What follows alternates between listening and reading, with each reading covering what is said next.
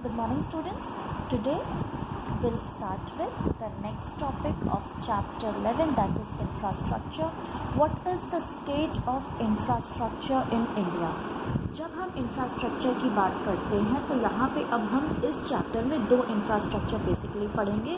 पहला है आपका energy, that comes under your economic infrastructure, and then is your health, that comes under your social infrastructure.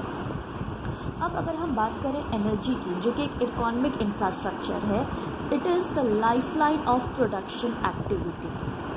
अगर हमें production करना है तो हमारे लिए एनर्जी जो है, डिफरेंट फॉर्म्स ऑफ एनर्जी हैं जो कि हमारे लिए लाइफलाइन बन जाते हैं जब भी हम अपने किसी भी सेक्टर की बात करें तो.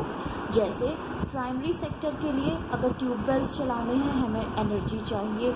सेकेंडरी सेक्टर्स में हमें मशीन्स को रन करना है, उसके लिए हमें एनर्जी चाहिए. एंड फॉर टर्शरी सेक्टर जब हमें कंप्यूटर्स को ऑपरेट करना है तो हमें वहाँ पर मशीनरी जो ऑपरेट करते हैं उसके लिए हमें चाहिए वहाँ पे एनर्जी. ठीक है, अब हम पढ़ते हैं कि what are the basic sources of energy. अगर हम बेसिक सोर्सेज पे जाएं तो there are two types of sources of energy. First is your commercial and the second is your non commercial. Commercial sources वो होते हैं that are established in the market for a price and which are used for commercial purposes. ठीक है, और ये जो होते हैं ये एग्जॉस्टेबल होते हैं, और ये जो कमर्शियल एनर्जी है ये प्राइस डिमांड करते हैं, इनकी प्राइस पे होती है मार्केट में, ये सेल एंड परचेज होती है ये एनर्जी. तो these are all under your commercial sources of energy, जिसका हम एग्जांपल ले सकते हैं कोल, पेट्रोलियम. ठीक है, next comes your non-commercial. What are non-commercial? Which are generally used in households, जैसे animal waste, straws, agricultural waste.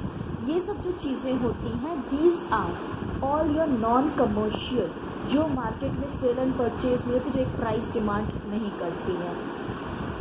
इसके आगे अगर हम बात करें तो there are one more difference जिसके बेसिस पे हम एनर्जी को डिफ्रेंशिएट कर सकते हैं.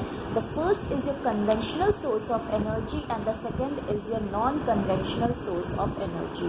कन्वेंशनल सोर्स ऑफ एनर्जी वो होती है जो एनर्जी को हम काफ़ी लंबे अरसे से हम यूज़ कर रहे हैं, जिसको किस तरीके से यूज़ करना है, कैसे यूज़ करना है, कितने लिमिट में यूज़ करना है, ये सारी नॉलेज हमें जहाँ पर पता होती है. So these are all your conventional sources of energy, जैसे आपके कोल एंड पेट्रोलियम. अब अगर हम non conventional sources of energy पर आएँ, so these are the sources of energy जो अभी हालांकि कुछ टाइम में ही जिनका इंट्रोडक्शन हुआ है. जैसे आपके सोलर एनर्जी हो गया, अभी आजकल आप देख रहे हैं हर जगह पे सोलर पैनल्स बहुत ज़्यादा लग रहे हैं. सोलर एनर्जी को ज़्यादा अब आज के टाइम पर इम्पोर्टेंस दी जा रही है, जिसका आप कह सकते हैं इंट्रोडक्शन अभी कुछ टाइम पहले ही हुआ है, इससे आए हुए ज़्यादा फेज ऑफ टाइम नहीं हुआ है. अब अगर हम बात करें कन्वेंशनल सोर्सेज ऑफ एनर्जी की तो इसको हम डिटेल में पढ़ लेते हैं. कन्वेंशनल सोर्सेज ऑफ एनर्जी में बेसिकली हम क्या कंसिडर करते हैं? Coal. India is rich in production of coal. अगर आप देखें बिहार, झारखंड, यूपी का कुछ पार्ट, एमपी का कुछ part, these are the basic sources of energy production of coal. यहाँ पे कोल माइंस बहुत ज़्यादा मिलती हैं. And 67% of the total energy is held by coal. अगर 100% एनर्जी का प्रोडक्शन होता है इंडिया में तो उसमें से 67% प्रोडक्शन कोल का होता है.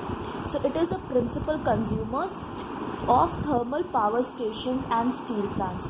जो थर्मल पावर स्टेशंस होते हैं वो क्या करते हैं, वो कोल से ही एनर्जी जो है, इलेक्ट्रिसिटी जो है उसको प्रोड्यूस करते हैं. Next is your petroleum.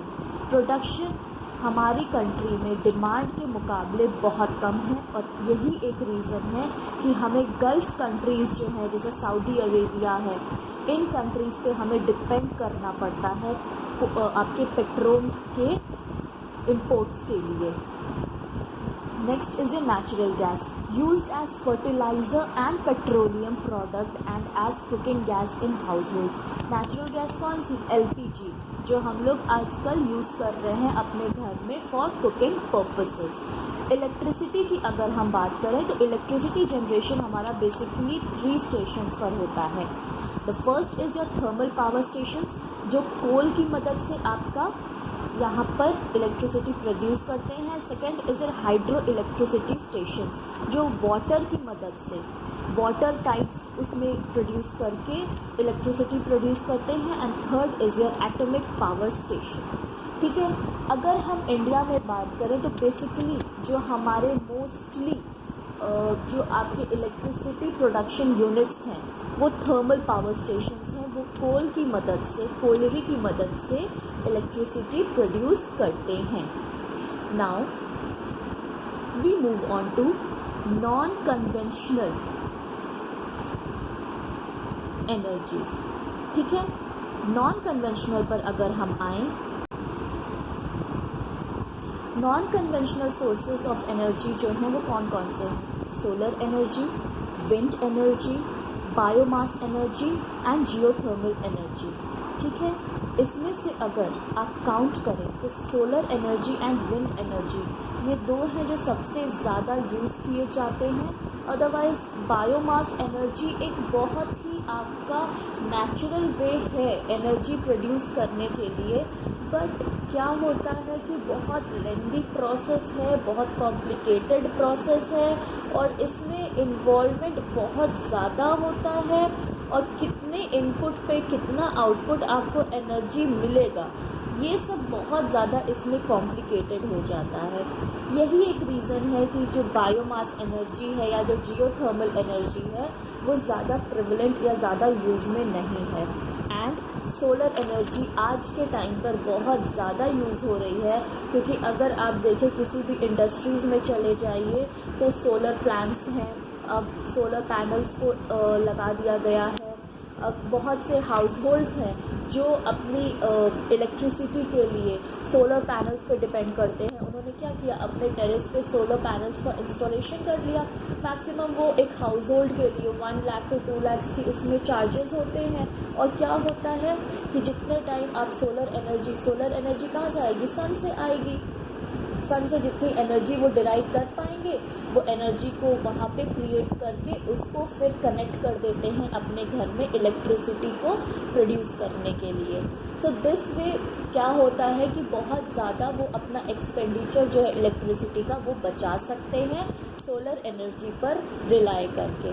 But जब रेनी सीज़न होता है तब इशू हो जाता है। Otherwise the solar energy is very safe, very prominent और आजकल ये बहुत ज़्यादा ट्रेंड में है, क्योंकि एक बार जो इंस्टॉलेशन चार्जेस होते हैं उसके बाद जो एनर्जी है वो काफ़ी यहाँ पर आपका सेविंग करवा देती है। Next we come to pattern of energy consumption in India. अब अगर हम यहाँ पे पढ़ेंगे कि सेक्टर्स जो हैं हमारे पास, डिफरेंट सेक्टर्स जो हैं, जैसे आपका है हमारे जितने भी यहाँ पे डिफरेंट सेक्टर्स हैं वो डिफरेंट रेशियो में एनर्जी को यूज़ करते हैं। ठीक है, so sources different percentage is used of sources energy. Source of energy are converted into a common unit known as MTOE which is million tonne of oil equivalent. ये क्या होता है कि अब हमें ये पता लगाना है कि कौन सा सेक्टर है जो ज़्यादा एनर्जी को कंज्यूम कर रहा है। तो अब हम सोलर एनर्जी, कोयलरी से हमारे जितना इलेक्ट्रिसिटी प्रोड्यूस हो रहा है, पेट्रोलियम प्रोड्यूस हो रहा है, इन सबको हम एक ग्राफ पे कैसे हम मेजर करें, क्योंकि पेट्रोलियम है, पेट्रोल्स हैं, वो क्या होते हैं, वो लीटर्स में हम उसको यू कुड से मेजर करते हैं। इलेक्ट्रिसिटी है उसको हम यूनिट्स में मेजर करते हैं, राइट। तो अब हम कैसे एक इसके लिए कि कौन कितना कंज्यूम कर रहा है, सबसे पहले हमें सारी एनर्जी को एक पैरामीटर पर लाना पड़ेगा, एक कॉमन मेजर वैल्यू पर लाना पड़ेगा। और वही एक मेजर वैल्यू जो है कॉमन यूनिट है, that is called your million tonne of oil equivalent. यहाँ पे सारे एनर्जीज़ को कन्वर्ट किया जाता है और फिर पता लगाते हैं कि कौन से सेक्टर में कौन सी एनर्जी बहुत ज़्यादा यूज़ हो रही है और किसका वहाँ पर यूज़ बिल्कुल भी नहीं है। So non commercial sources of energy are used less. अब क्या हो रहा है, जैसे कि नॉन कमर्शियल से फायरवुड हो गया, एनिमल वेस्ट हो गया, ये सब कहाँ यूज़ करेंगे? ये सब किसी मशीन के लिए या कोई सेक्टर तो इसको यूज़ करेगा नहीं सिवाय हाउस होल्ड के। और आज के टाइम पर क्या हो गया है कि नेचुरल गैस जो है वो इतनी सस्ती हो गई है कि अब लोग उस पर भी जो आपका नॉन कमर्शियल वे है ऑफ एनर्जी उसको भी अब ज़्यादा यूटिलाइज नहीं कर रहे हैं। Direct final consumption of coal in household has reduced. पहले के ज़माने में क्या होता था कि खाना जो था वो कोल पे लोग बना लेते थे, क्योंकि जब नेचुरल गैस का इन्वेंशन नहीं हुआ था, जब एलपीजी का इन्वेंशन नहीं था। लेकिन जैसे जैसे इन सब का इन्वेंशन हो गया, लोगों ने घर में हाउस होल्ड में कोल का यूसेज कम कर दिया। अब कोल अगर ज़्यादा यूज़ हो रहा है तो वो यूज़ होता है प्रोडक्शन में, आपके इलेक्ट्रिसिटी जनरेशन प्लांट्स में। Next, consumption of oil has increased, that is the reason we are dependent on gun countries। क्या हो गया कि ऑयल का तो कंजम्पशन बहुत बढ़ गया, क्योंकि जैसे जैसे इनकम लेवल बढ़ती गई वैसे वैसे लोगों ने ऑटोमोबाइल्स लेना शुरू कर दिए, और जितने ऑटोमोबाइल्स होंगे मतलब उतना पेट्रोल एंड डीजल का यहाँ पे डिमांड होगा। लेकिन हमारी कंट्री जो है इस लेवल पर डिमांड को मीट आउट नहीं कर सकती है, क्योंकि हमारे पास इतना प्रोडक्शन है ही नहीं पेट्रोल एंड डीजल का। इसलिए पेट्रोलियम के लिए हम हमेशा गल्फ कंट्रीज पर ही डिपेंडेंट रहते हैं ना। Share of energy consumption in different sectors. Industrial sector consumes maximum energy and agricultural sector consume very less commercial energy and is mostly reliable on labor। अगर हम बात करें जो इंडस्ट्रियल सेक्टर हैं वो तो लेबर पे बिल्कुल भी डिपेंडेंट नहीं होंगे, उनको हर चीज़ के लिए एनर्जी चाहिए, प्रोडक्शन है हर एक एक्टिविटी के लिए, so they are basically dependent. The industrial sector is basically dependent on energy, whereas the agricultural sector is still dependent on labor force, जहाँ पर skills and human जो होते हैं वो present होकर वहाँ पे एक source of energy देते हैं। hand operated equipments होते हैं जिसकी वजह से production जो आपकी activity है उसको carry किया जाता है।